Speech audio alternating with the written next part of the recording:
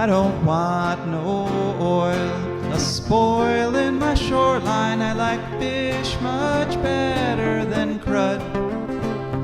I like birds and things, a-creeping and crawling. Won't trade no more oil for blood. The sun done give us all we need to make this country run. But that black demon oil's got us fussing and fighting, and I do believe it's time we was done. I don't want them nukes run by them kooks who think radioactivity is fun. No more three-headed frogs or kids with leukemia. Nuclear power ain't fit for a dog. The sun done give us all we need to make this country run. But that nuclear power's got us fussing and fighting, and I do believe it's time we was done. No nukes! Good morning, Toledo, and good afternoon, Columbus, and hello to those of you listening on the internet, wherever and whenever you may be. My name is Joe DeMare, and you have had the fantastic good fortune to tune into For a Green Future. For a Green Future is a show where we talk about ecology and the environment, and we talk about them in the ways they affect you, your wealth, your health, your happiness, the wealth and health and happiness of your friends and families and pets and the critters that are all around you and the trees and pretty much everything, because we are all part of the ecosystem, the wonderful ecosystem that makes up planet Earth, that makes us so unique amongst planets as far as we can tell. This, I have to say right off the bat, normally we have a call-in show, and we'd love to hear from you folks, but this week's show is actually pre-recorded. And the reason is that today, the day the show is airing in Toledo, May 16th, is actually my birthday. Yes, 59 years young. Have to say I actually never thought I would make it to this age, but here I am, and so I've decided to do something that I've never done before. As you listen to this, I am out on the middle of Lake Erie somewhere on a fishing charter boat with some friends and family, and we're taking advantage of the wonderful ecosystem, the wonderful healthy fisheries that we have here on Lake Erie. Now, we've had guests on before from ODNR who told us that this is a record years in terms of walleye spawning, and the populations are extremely healthy right now, so I feel good that this is the time to realize that lifelong dream and go do some fishing. And I'm not alone. It turns out that this is a huge industry on Lake Erie. There are, right now, over 800 charter boat captains that do what I'm doing right as you're hearing this, that take people out on the lake for all-day fishing cruises. And in fact, the tourism related to Lake Erie has created 7,000 jobs on the U.S. side alone. And in fact, it accounts for $15.1 billion a year in tourism industries along Lake Erie. And it's just important to put that into context because, you know, when environmentalists start talking about protecting things like Lake Erie, oftentimes Republicans and oftentimes people who don't care about the environment start bringing up jobs. They say, oh, we can't protect it, it'll cost jobs. Oh, we can't stop the manure that's running into the lake from the dairy industry because it'll cost jobs. Well, actually, if you look at the numbers, there's a lot more jobs involved in this tourism industry and a lot more economic benefit to the whole region of having this tourism industry, $15.1 billion, that dwarfs the benefit we get from, let's say, the feedlot operations that are producing cattle. And so whenever you hear it's jobs or the environment, no, that's a false choice, because A, the healthy environment generates more jobs, but B, a destroyed environment, the way Lake Erie was back in the early 70s before the EPA got going, Lake Erie was considered biologically dead. And so there was zero tourism money going on in Lake Erie. I remember that time I was actually on Lake Ontario with my family, and Lake Ontario was in similar bad shape, but there were millions and millions of dead fish. You literally couldn't get near the lake because the stench was so bad.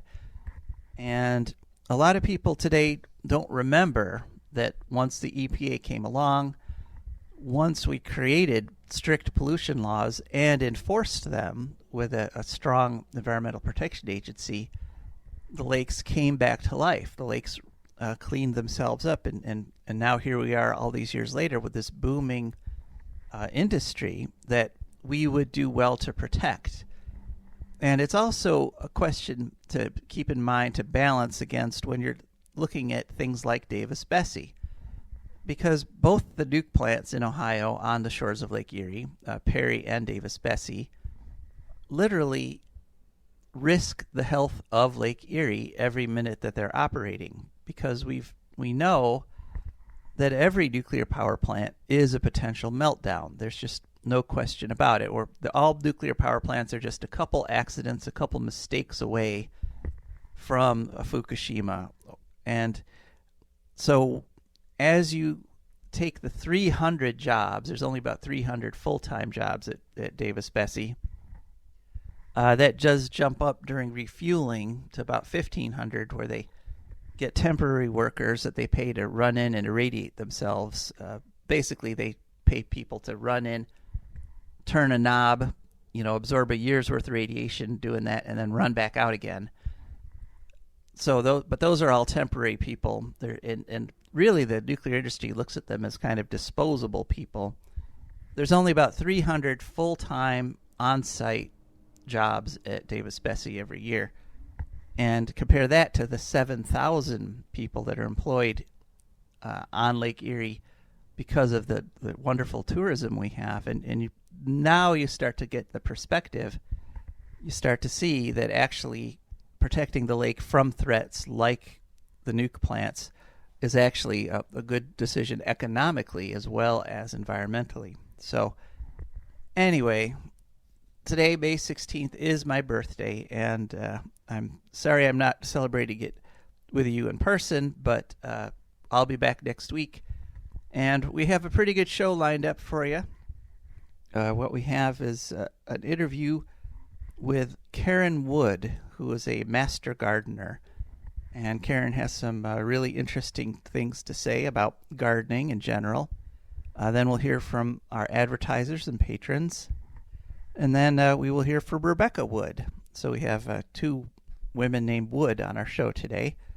Rebecca wanted to answer the urgent question of woodchuck versus groundhog. So she did a whole little report on that. Then there'll be some ecological news. And then that's it for this show. So thanks very much for listening in. And we're going to hopefully give you some entertaining and informative information about the environment over the next hour. And I think we're going to go ahead right now and go straight over to the interview with Karen Wood. Okay, welcome to For a Green Future. Could you please just share your name and if you have a title? This is Karen Wood, and I am a master gardener with Ohio State's Extension Program. Ah, great. And what exactly does master gardener mean? Master Gardener is a program started in 1972 in Seattle, Washington, and it spread across the country and to Canada and even other countries. And it's a program that provides intensive training in horticulture to those interested in Ohio, with the Ohio residents. And then we volunteer for programs and we get interesting training. And it's for those who just have a passion for gardening and a thirst for knowledge. Uh-huh.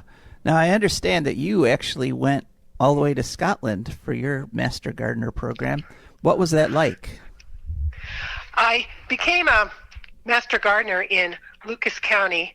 I live in Wood County now, and I wanted to go to school.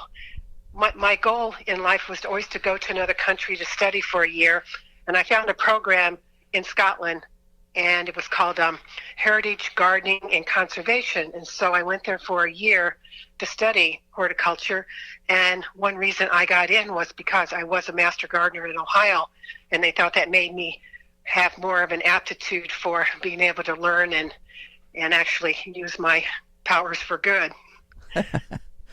And what kind of things did you learn in Scotland?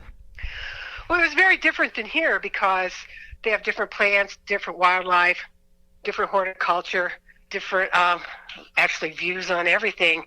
And it was very humbling because I realized how much I don't know, because there were so many trees I did not know and how many plants, and even just culture was different. And so it was an enlightening experience, and I'm really glad that I did it. And one reason that I got to do it was because I had become a master gardener here. Yeah, there's quite a few good programs here in the States for becoming a Master Gardener, aren't there? Well, in Wood County, it's through the county extension. In every state, actually, it's through the county extension because it's affiliated with land grant universities, which are the ag schools throughout the country.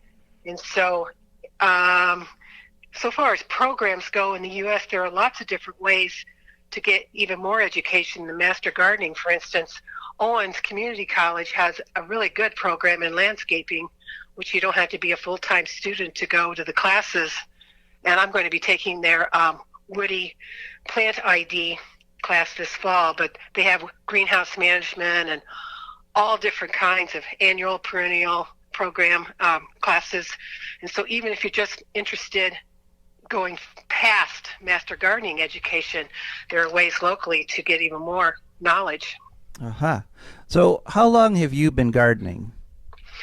We might say it's genetic because I come from a long line of farmers, and I grew up on a farm in southern Indiana, so I probably was gardening since I could walk. Uh-huh. Okay, and now it seems like this year is already kind of shaping up to be a challenging year for gardeners. I mean, we had the hottest March on record, but we also had snow in mid-May. Would you agree this is a challenging year so far? Well, in the bigger picture, that's the little picture. The bigger picture would be climate change, or I call it climate crisis, and it's making it more challenging for gardeners everywhere, but also in Wood County, to do what we've always done in a predictable way, and that is, now we can get 85-degree weather in March and April when it used to be much less, and our trees and our plants and our wildlife, and particularly fruit trees, are confused by this because here I had snow on my deck this past Sunday on like May 9th, and I have plum trees and apple trees, and it's just really debilitating for fruit trees because of the climate crisis. And it's just becoming harder to garden, but we have to look at it as an opportunity and a challenge that the world's going to keep getting warmer, because I don't see us doing what needs to be done. Frankly, this is my personal opinion. I don't see us doing what needs to be done to solve it. So we're going to have to figure out how to keep gardening in a rapidly changing world. Yeah, we actually make that point on the show a fair bit, that the big picture, the global warming, is actually having an effect right in everybody's own backyard. Oh, definitely. I noticed that my iris were blooming last week and the week before, and I remember when I was a kid, they used to bloom in late May. So just in my lifetime, spring has moved up 3 weeks. Yeah, that's quite a jump. Yeah, yeah. Just on a personal note, I actually planted my peas on the first day of spring because I thought, I think just this year it's going to be really hot, so I planted them really early, and so far they're doing very well. That was smart this year. Okay, so what is your attitude towards herbicides and pesticides in the garden? Good question. Personally, I don't use any herbicides or any pesticides. I use nothing in my yard. I have found that if you plant native plants and you do it right, nature kind of takes care of itself. I never have any hornworms on my tomatoes. I never have any bite marks in my cabbage. And I think it's because I don't use herbicides and pesticides, because I have a lot of bees and wasps and all kinds of insects that really take care of the issues for me. But as a master gardener, we have to sign a paper every year that says that we agree that our views are not necessarily the views of the programs, and we have to sign a paper that says we agree to educate the public about both herbicides, pesticides, and more organic ways of doing things. So if someone asks me a question about, say, Roundup, not to pick on Roundup, I suppose, but if someone asks me a question about Roundup, as a master gardener, I have to talk about whatever science that I happen to know that Ohio State has come up with recently on that particular area of dealing with issues, as opposed to what I do in my own yard. So that's a bit of a ethical conundrum, but if I want to be a master gardener, I have to agree to the rules, and that's what I do. And so I don't ever put my views on anyone else. I just speak from a science-based area and not from what works in my yard. But if someone would ask me as a master gardener what works in my yard, I would be more than happy to tell them about how I personally don't use herbicides or pesticides or any chemicals at all. Uh-huh, I see. Okay. Do you think that gardening is a way that people get closer to nature in our society? Oh, definitely. And in fact, I can attest to that. As part of the Master Gardener program, I go to Toledo every week and weed in the moss garden at Wildwood Metro Park on Central Avenue. And to weed a moss garden, it's a garden where the entire floor is moss, obviously the name. Yeah, cool. And so I have to weed it on my hands and knees, or else it just turns into a big mess if you don't. And so for the past 4 years, I've been weeding on my hands and knees in this moss garden. And I'm always amazed at the insects I come across that I never knew existed, and colorful caterpillars, and it's just a surprise every time when I weed, which makes it so delightful. And I know that sounds weird to say that weeding can be delightful, but it really is. I learn something every time I weed in that garden. I mean, last week I was picking up sticks, and I went to pick up a stick, and it was a snake. Oh. It was a baby snake that wasn't warm enough yet to be moving around, because it was kind of a cold morning. And I thought it was dead, so I went to pick it up because I thought, what a great opportunity to get to look at a dead snake. And then it moved. and so I just feel so lucky that I get to see so many things when I'm volunteering that I wouldn't normally get to see. Oh, yeah, and that's a great metro park, Wildwood. I love that park. It is. It's kind of overused because it's so popular, but I have just a little niche that I'm in charge of as a volunteer, and it's just so fun to see it in all 4 seasons. I take photos every year, like the first day I go there in March and the last day I leave in November, and it's just great to get to see how the world changes in 9 months. Uh-huh. Okay, so what do you think the most common mistake gardeners make is? Well, since I can attest that I have made every single mistake possible as a gardener, Well, to tell about that's it. why you're a master, I guess. Yeah, I'm a master at mistakes.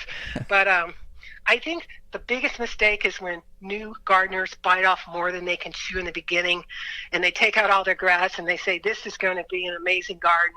And before you know it, they overestimated how much work was going to be, and they underestimated how much time that they have, and it and they get discouraged after the first year. So my advice is to always start small. If you think you can only handle a 5x5 area your first year, then that's what you need to do, and then build up, because you can always take out more grass and put in more garden, but it's tough to clean up after you've kind of messed up for the first year. And another problem is people sometimes plant gardens where there's little water or no water access. So you really want to be able to get a hose if you're in town to your garden and plant where you have access to water. Yeah, I guess lugging those watering cans gets pretty tiring. It does. I've made that mistake too, so I can attest to that. Yes. Plant where you're going to have access to water. Okay. Now here's a question. Saving seeds, spotting the cultivars, the really nice plants that you want to propagate. That's always been a part of gardening. But recently down in Dayton, Monsanto shut down a community gardening program that was saving seeds because they said they were infringing on their patents. Is it getting harder to be a gardener in this age of patents and genetically engineered plants? Actually, this is an answer you're probably not anticipating, but it's getting easier. And that's because there are so many ethical, family-owned companies out there now producing the kind of seeds that many of us want, that many of us just bypass the whole conventional go to the big box store and buy seeds thing, and we get them through the mail from Baker Creek, which is my favorite, Johnny's, Seed Saver, Exchange, Territorial Seed, Seeds of Change, Botanical Interest. These are all non-GMO, and most of these are heirloom seeds. So, you can save your seeds and use them next year and save money. Most of the time, because they're not hybrids, if you dropped a tomato, more than likely you're going to have a tomato plant there next year with non-GMO heritage heirloom seeds. So that was more of a problem like 20 years ago, 15 years ago, and obviously it still was for that garden in Dayton. But most of us bypass that whole issue anymore. I go with Baker Creek myself because they have an amazing catalog that's hundreds of pages, and it's encyclopedic, and I study it all year long. And so you can get a free catalog just by contacting them over online, or Tractor Supply locally sells a $10 version of that catalog that's twice as big every spring. And I study it all year because I can learn so much from it. It's like having a gardening textbook on organics. Huh.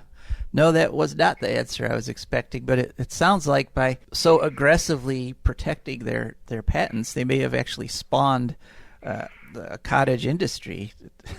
Oh, it's more than cottage now.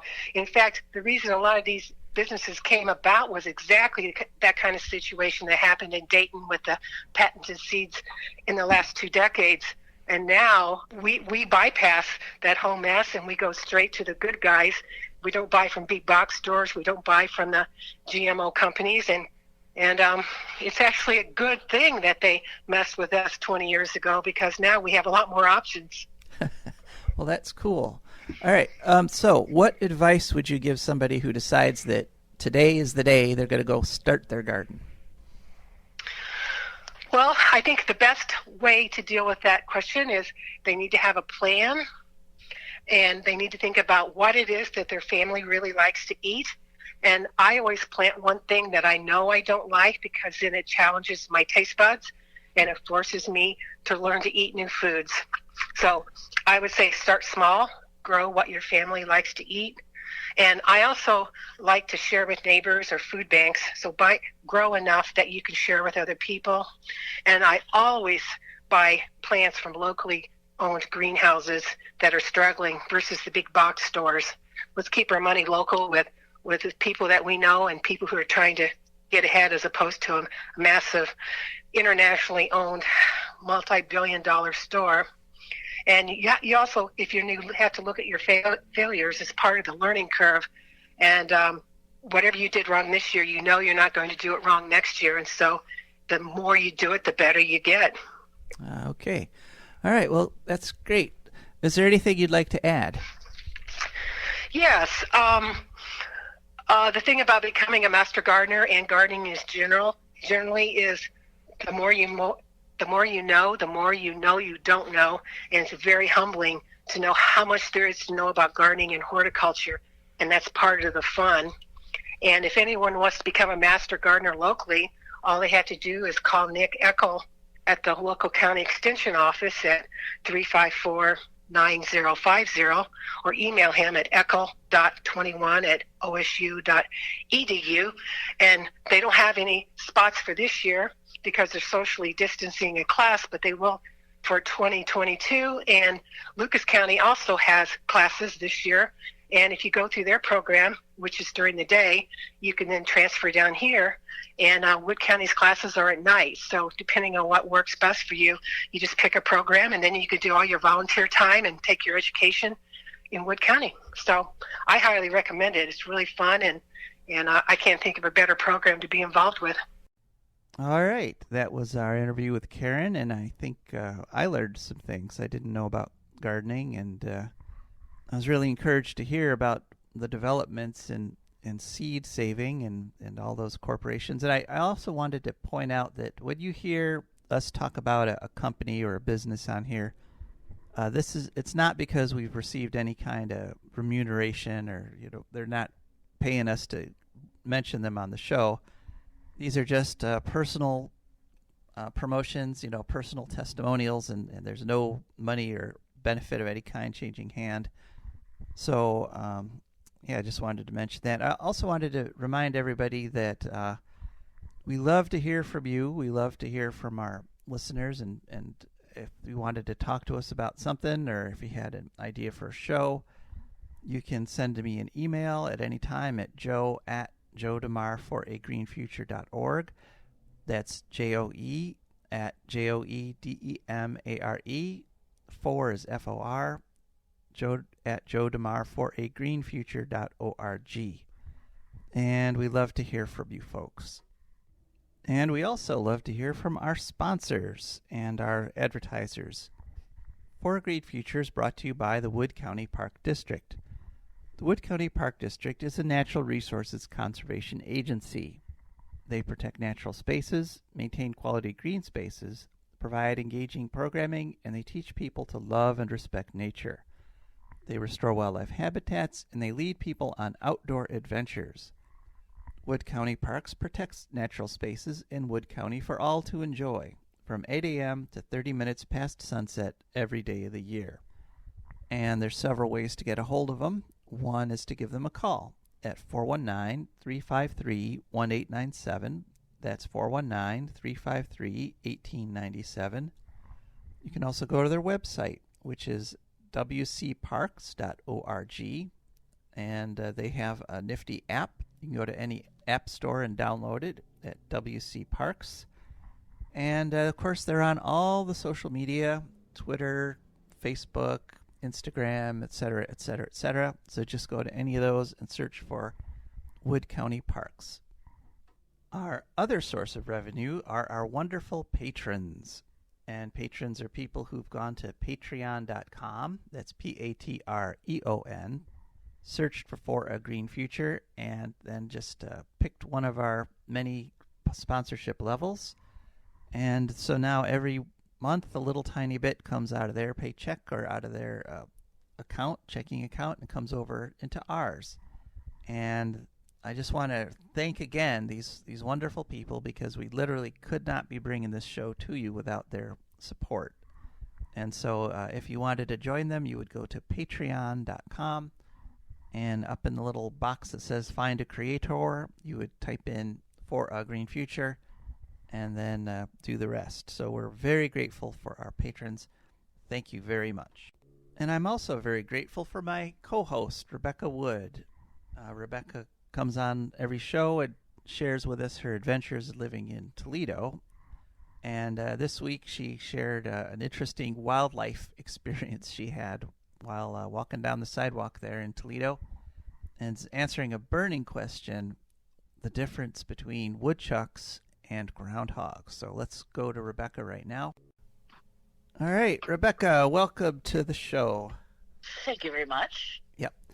And as we speak, or I should say as people are hearing us speak, I'm probably going to be out in the middle of Lake Erie somewhere on a boat. Cool. Yeah, because it's actually my birthday, so I decided to do something I've literally wanted to do my whole life and have never done, which is take out one of these charter fishing trips and go. Oh, wow. That Yeah, sounds neat. yeah. Well, hopefully it is. Right. I'll let you know how it goes. But Okay. so this for our pre-recorded show here, though, you are answering an urgent question in people's minds, one that's bugged me for years. And do you want to go ahead and share with us what you've learned? Sure. Yes. Well, I decided I need to urgently investigate this issue because not only because our sort of gigantic chubby rodents all over Toledo. Like, I'd never seen a groundhog before I moved to Toledo, but they're all over downtown. They make these giant burrows. They're on either side of the river. There was a burrow on the courthouse lawn for a while, I remember, and there's this one, Marcy Captor's office. If you go to the building where she has her office and like kind of go around the side of it, there's a dumpster, and if you go around the side of that building at the right time of year, like 8 little baby groundhogs will all disappear under the dumpster, and lie under there looking at you with their little beady eyes for a while. And then, of course, I moved to this neighborhood, which is about half vacant lots, and there are just woodchucks everywhere. In fact, I decided I really needed to do something about this and figure out exactly what they were, because I was walking down the street a couple weeks ago on the way to get our daily dose of caffeine and sugar at the convenience mart, and suddenly like a thumping car radio goes by, and I'm in front of a house that has a fenced-in lot, and next to it is a vacant lot. So through 2 layers of fencing around the corner, I suddenly see this large furry shape barreling towards the sidewalk, and it whips around the corner, and it is going as fast as a groundhog can go, which is surprisingly fast for something so cumbersome looking. And I just sort of freeze in the middle of the sidewalk, and because it looks like it's actually going to just smash straight headfirst into my shins. I'm like, okay, is this really going to happen? This is crazy. But then, about 5 feet from me, it suddenly stops and looks up at me with what I swear was an expression of embarrassment, because it felt foolish clearly for having almost ran into what it regarded as a predator. And then it just kind of turned itself around and ran back the other way real quick. So that's when I decided I need to figure this out. So, spoiler alert, when you look at Google about either animal, the first thing you discover... But first we need to get a specific. So you are telling us what differences there are between woodchucks and groundhogs, right? Well, that was the plan, but spoiler alert, they are exactly the same thing. Aha. So there are 0 differences, and I'm pretty sure from the pictures they are, in fact, the thing that I nearly had a front-end collision with. It turns out that they are actually... They're rodents. They're in the rodent order, and they're closely related to the marmot subgroup, which are large ground squirrels. They're all over the eastern U.S., Canada, and Alaska. Good news in terms of ecological, what kind of species they are. That they're a species of least concern in terms of extinction. There are a lot of those little suckers. They live about 6 years in the wild, or as long as 6 years. The average is about 3. They've been known to live for 14 years in captivity. And they're pretty much solitary except when breeding, have 4 to 6 young per litter. Apparently the whole thing about Groundhog's Day is based on a Pennsylvania Dutch superstition about them, coming out and seeing their shadow and being more winter and everything. They're apparently about a maximum of 13 pounds, 20 inches, and they have a bushy tail which is 7 inches long. And they like forest edges, meadows, fields, and to live along roads and streams. So that's kind of a description of my neighborhood, because there's always like this big row of trees and some fallen trees and some brush and, along the fence line. So it's just kind of groundhog paradise over there. It says here they dig deep and extensive burrows. Like their burrow system can be between 8 and 66 feet, and they have like specific Wow. rooms for specific things down there, which explains that. And also they can both swim and climb. I had no idea. Also, that book series that I like, the Hangman's Beautiful Daughter by Sharon McCrum that I mentioned before. One of the things is, it's about this old Appalachian psychic lady who solves crimes, and she has a pet groundhog named Persephone because it goes under the ground and comes up. They're one of the few true hibernators, apparently, who just do the whole deluxe job of the hibernation. Okay. Well, I could attest to the woodchucks in trees thing because just the other day, Wow. my son and I were driving along. There was a little sapling on the side of the road, and I've seen them before in really big trees. Like they're easy to climb, like next to the river. But Right. but we looked over, and there was this woodchuck sitting in the crotch of this little sapling that was like 3 times the diameter of the sapling. It looked like the tree could barely hold its weight. We could not figure out what it was doing up there, but. Well, if it fits, it fits. Yeah, I guess maybe just liked the view from there. I don't know, but yeah. So they're species of least concern. So I imagine a lot of things probably eat them. Yeah, it would. I don't know. I guess things must eat the babies, but I hope we do not have things running around Toledo that can eat. Really, most of them, like the big ones, the adults tend to be the size, like smaller, large, about the size of a medium dog. Uh-huh. If I was gonna order a cute little sweater for them, I would get a medium, maybe a large, because they're very big around, which apparently is because of the hibernation thing. It's their business to be big around. So they have to pack on the fat like a bear does. Yep, and I don't think I'd want the job of getting them in the dog sweater either. I think they wouldn't care for that. Well, it would probably depend on the woodchuck. I mean, if they could. Oh, I could also attest to the huge den, the huge underground chambers that they make, because I actually had a friend whose garage foundation got undermined by a woodchuck. Yeah, that literally just the whole garage like tipped over into a corner because the woodchuck hole, underneath there, the layer was so huge it just kind of went. Roop. That was a bad day for the woodchucks and the humans, I dare say. Yeah. If they had thought to like leave a pillar, I think everybody would have been happy. But yeah, they don't understand the principles of engineering. No, not yet. Well, I mean, to some extent, they must, or they're right. But They have an instinctual grasp mostly. Maybe that was not their best woodchuck architect there that did that. All right. Well, thanks very much, Rebecca, for this fascinating dive into the life of the woodchuck. There you go. Or groundhog, as you prefer. You're welcome. All right. That was fun hearing from Rebecca, as it always is. And now we move on to the ecological news segment of our show, where we talk about things that are happening all over the world. And right now, the first story brings us to Chernobyl. And those of you who are regular listeners know that we just had the anniversary of Chernobyl, the 35th anniversary. And we had some remarkable guests talking about that event. And I guess in honor of the anniversary, Chernobyl has decided to start acting up again. That is, they have measured a doubling of the emission of neutrons from the Chernobyl nuclear power plant, which means that somewhere in the plant, a nuclear chain reaction has started up again. And this is a very dangerous, very tricky situation.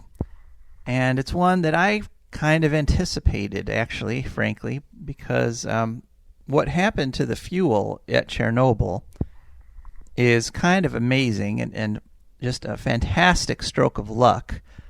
And that is when the plant exploded, the whole plant lifted up off the ground, the walls that had been packed full of sand to absorb neutrons, that sand poured down and ran into the melted core. They call it corium. and the sand mixed in with the molten uranium and plutonium and all that stuff and hardened into this rock and stopped the reaction, and the reaction stopped. And that was wonderful, and we completely lucked out there. Otherwise, it would have been what they call the China syndrome, where the molten core would have just kept going down into the ground until it hit the groundwater, and then there would have been an explosion of steam, and it could still be spewing out steam today if that had been allowed to happen. But what's happened is that the all the stuff in a reactor, all that plutonium and uranium that fissions, that splits apart, and fissioning is just a fancy word for exploding, because all that really happens is the nuclei of these atoms explodes. It's pretty simple to remember, and it explodes into lots of little pieces, some of which shoot off as radioactive particles that can kill people. Others become other atoms, and it depends, it's completely random when an atom splits. When uranium splits, I shouldn't say completely random. It's random what that particular atom's going to turn into, but you can make predictions about the percentages. You can say so many are going to turn into lead, so many are going to turn into americium, so many are going to turn into radioactive cesium. But it's a relatively random process. So when these nuclei explode, when they fission, particles get shot off, and there's all kinds of things in these particles. Some of them are just like protons, some of them are neutrons. But one thing they all do, and one thing all radioactive substances do, is they break chemical bonds. That is, all things on Earth are made of chemicals, and these chemicals are bonded electrostatically, that is, their electrons in their outer shells are either shared or they're, one's donated to the other. And so every chemical bond in the world is susceptible to being broken by a nuclear reaction right next to it, by nuclear radiation. And so what we've had for the past 35 years is all this radioactive fuel, and all these radioactive elements have been trapped in this matrix that was made up out of sand, mostly silicon. And silicon is pretty stable. Glass is a very stable very stable chemical compound, silicon dioxide, basically. But if you bombard it with enough radiation, like any other chemical bond, eventually you're going to break those bonds. You're going to weaken those bonds. And what has happened, there's a famous, one of the parts of the corium that mixed with the sand created a famous thing called the elephant's foot, which is just this big cylinder, this big column of sand and nuclear core mixed together that does kind of look like an elephant's foot. But when it was first formed, 35 years ago, after the initial cooling, it was incredibly hard. And in fact, they wanted to take samples of it, and so they ended up using a machine gun to try to blast little tiny particles of it off. And that's how they, took samples of it. And the person who did that, I'm sure, absorbed hellacious amounts of radiation, and probably, I'd be willing to bet, is dead right now. But the composition of the elephant's foot has been changing over the past 35 years. As these radioactive elements in them, inside the cylinder, keep going, as the radioactive elements decay, as they say, they shoot off these subatomic particles, and those break the bonds in the material around them. And it has gotten to the point where now they're saying that the elephant's foot has become granular and is almost crumbling. And it's extremely fragile, and it's extremely easy to break pieces off of now. And so the thing about the radioactive elements, like plutonium and uranium, is they're extremely dense. And so if you have a mixture of different elements, they tend to settle towards the bottom because they're the densest things around. And so I think, this is my own personal whatevers that's happening, is that these radiation reactions, this nuclear decay, which has been going on inside the silicone matrix for 35 years, has broken these bonds, and the heavier stuff is starting to sort of work its way down into the lower parts and kind of maybe concentrating a little. And, as things like uranium and plutonium get closer together, they can start reacting spontaneously. And that's what my theory is going on, and why the neutron rate is doubling. And if my theory is correct, it's going to keep getting worse and worse. It'll keep shooting off more and more radiation as time goes on.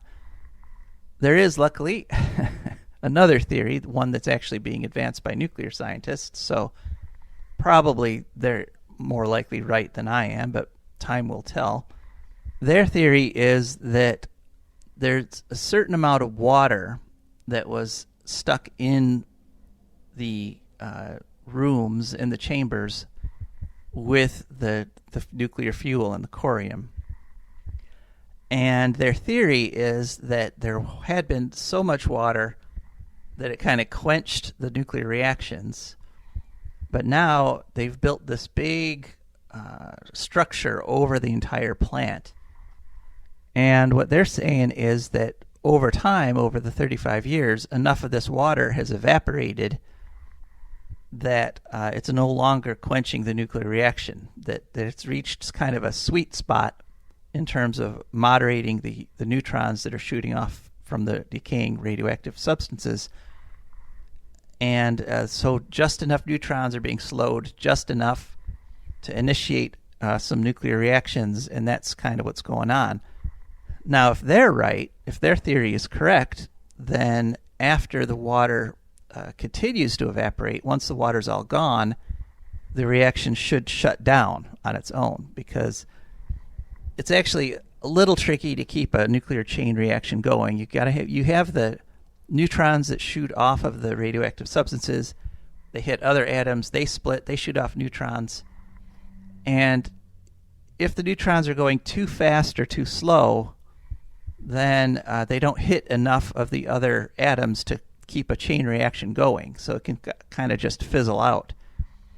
So let's hope that they're right and I'm wrong. Because if they're right, this should sort of settle down over the next some years. They don't know the time frame, and they don't know how much reaction is going to happen before it gets out of this sweet spot with just the right amount of water.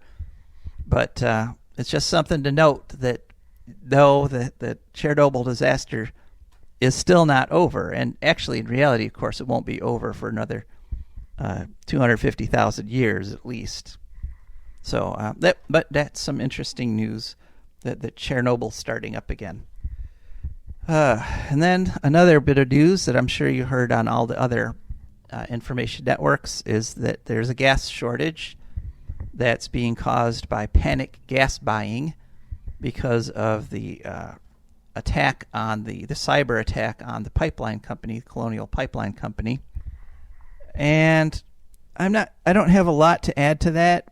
This story, except to note that one thing I'm seeing, since I own a Chrysler Pacifica plug-in hybrid, I'm on Facebook groups with other owners, and what I'm seeing is that the people who own plug-in hybrids or electric cars are doing very well in this situation. I mean, it's just a reminder that this infrastructure we have to deliver fossil fuels to our cars is subject to disruption, and it's much more likely there's going to be disruptions in the future, either deliberate attacks like this one or attacks that are done by nature in terms of hurricanes or forest fires. In fact, there's a forest fire in California right now that's coming very close to a gasoline pipeline, and that they're fighting it, and hopefully they'll stop it, because you don't want to mix forest fires and gasoline pipelines. But these kinds of things are more likely to happen in the future as climate change heats up.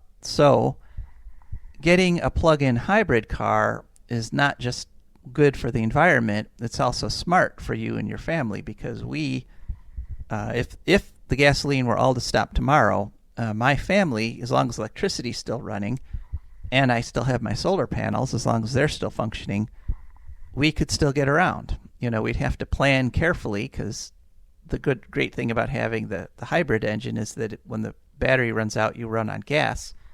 So without that gas, we'd have to plan our trips much more carefully, and we'd have to plan them around finding charging stations. But we could continue to function. And so it's just something to think about when you're sitting there revving your internal combustion engine. Doesn't take much to disrupt that supply chain. All right, another story that I wanted to talk about is one that you also may have heard, is the ecological impact of Bitcoin. And Elon Musk has announced that Tesla Motors will no longer take Bitcoin in payment for their cars because of the ecological impact. And apparently, when you quote-unquote mine Bitcoin, what you're doing is your computer is being given a whole bunch of incredibly fiendishly difficult algorithms, mathematical problems to solve. And sitting there churning away solving these math problems is actually using up lots of power. Apparently the estimates are that Bitcoin mining uses right now about as much power as the entire nation of Argentina. So it's just Bitcoin itself is an imaginary form of money. It was dreamed up by a corporation, and I think this might be one reason corporations are so eager to start joining in on the Bitcoin movement. But it's essentially value made out of nothing. I mean, the fact that your computer has to work hard to come up with these numbers to quote-unquote mine Bitcoin in itself has no intrinsic value. And in fact, it's wasting energy. It's wasting coal power is still one of the largest sources of power for the United States. So people are generating CO2 trading this imaginary commodity. And it's interesting that Tesla has decided to get off the Bitcoin wagon when they were so heavily on it before. And some of the other quote-unquote cryptocurrencies, in other words, some of the other pretend monies that are out there, are saying that they're going to come up with algorithms that aren't so tough to solve, so that it doesn't use so much computing power, so that it doesn't use so much energy. And in fact, when Bitcoin started, apparently the algorithms were much simpler and there were fewer of them, so you could do them on a home computer. Now only the big boys, now only companies that have like supercomputers can mine Bitcoins anymore, because the algorithms have become so fiendishly difficult and take so much energy to solve. So just from an ecological point of view, I think I'm not going to be trading in Bitcoin anytime soon. Okay, and then on to my final story, and something that I have done, ecologically speaking, is my solar panels. And I wanted to talk a little bit about Hawaii's rooftop solar program. And this is very revealing, because one of the things that has been said here in Bowling Green is we're debating the city has imposed fines and penalties on solar power owners, on rooftop solar owners. And at one of the meetings, the director of public utilities at Bowling Green spoke with horror, and he said, if we don't impose these fees and penalties, we're going to end up like Hawaii, where 51% of the rooftops are solar, or 51% of the households have solar power.